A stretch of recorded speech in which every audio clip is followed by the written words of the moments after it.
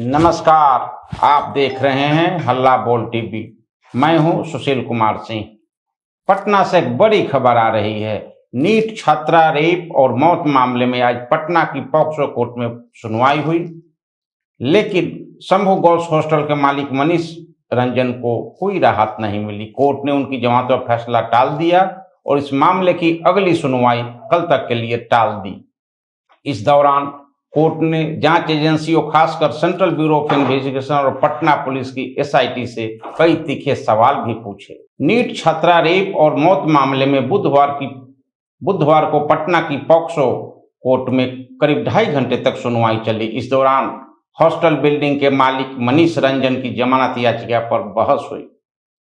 सुनवाई के दौरान सीबीआई 4 बंडलों में अपनी जांच रिपोर्ट और दस्तावेज लेकर कोर्ट पहुंची थी, लेकिन कोर्ट जांच एजेंसियों के जवाब से संतुष्ट नहीं दिखी और कड़ी टिप्पणी की। इस दौरान कोर्ट ने कहा कि पिछले 20 दिनों में सीबीआई मूक दर्शक बनी हुई है।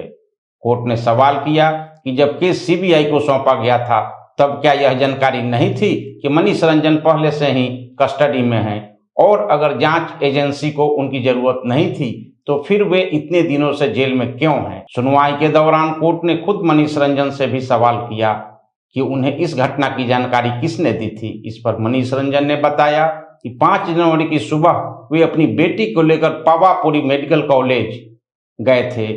उसी रात लौटे। अगले दिन वे ऑफिस चले गए और 7 जनवरी की सुबह हॉस्टल संचालिका नीलम अग्रवाल ने उन्हें घटना की जानकारी दी।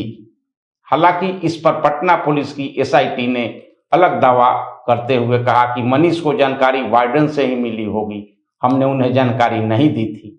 सुनवाई के दौरान कोर्ट ने जांच एजेंसियों से कई अहम सवाल भी पूछे। कोर्ट ने मेडिसिन स्ट्रिप को लेकर भी सवाल उठाए और पूछा कि जब कमरे में 6 स्ट्रिप मिली थी तो एविडेंस में सिर्फ 3 ही क्यों दिखाई गई। वहीं इस मामले में स्पेशल पीसी सुरेश चंद्र प्रसाद ने मनीष रंजन की जमानत का कड़ा विरोध किया। उन्होंने कहा कि मनीष इस पूरे मामले का मास्टरमाइंड है। अगर वह कस्टडी में रहेगा तो कई अहम बातें सामने आ सकती है। दूसरी ओर पीड़ित परिवार के वकील एसके पांडे ने जांच एजेंसियों पर गंभीर आरोप लगाए। एसके पांडे ने कहा कि इस मामले में लिपापोती की जा रही है। उन्होंने कहा 2 महीने बीत जाने के बाद भी छात्रा की मौत का कारण स्पष्ट नहीं हो पाया है और अलग अलग एजेंसियों के बयान भी आपस में मेल नहीं खा रहे हैं। वकील का आरोप है कि इस केस में जानबूझकर जांच को कमजोर किया जा रहा है और कई अहम दस्तावेज भी कोर्ट में पेश नहीं किए गए।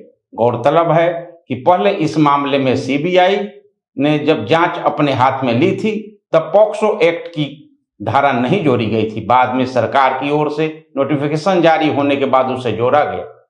फिलहाल इस हाई प्रोफाइल मामले में मनीष रंजन की जमानत पर फैसला टल गया है और अब कल वाली सुनवाई पर सबकी नजरें टिकी हैं। सवाल यह भी है, आखिर 2 महीने बाद भी छात्रा की मौत की असली वजह सामने क्यों नहीं आ पाई। धन्यवाद। देखते रहिए हल्ला बोल टीवी।